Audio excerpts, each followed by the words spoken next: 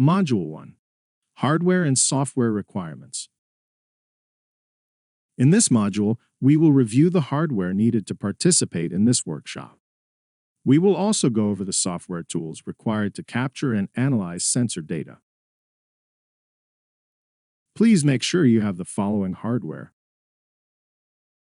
a PC or laptop running Windows 10, the STWIN.box development kit, part number STEval-STWIN-BX1, one USB-C cable, a compatible micro SD card. Compatible cards are listed in the STWIN.box user manual. The ability to read the micro SD card on your PC, either through an integrated micro SD card reader or a USB-capable card reader adapter.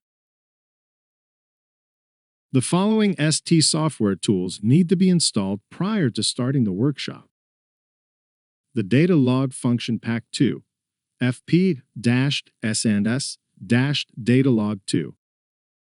The package contains a firmware example that can be used to log high-speed sensor data via USB and micro SD card storage. The STM32Cube programmer application will be used to update the firmware stored in flash memory. Unico is a software tool used to evaluate STMEMS sensors.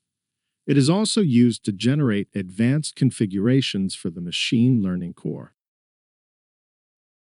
The following third-party software applications also need to be installed.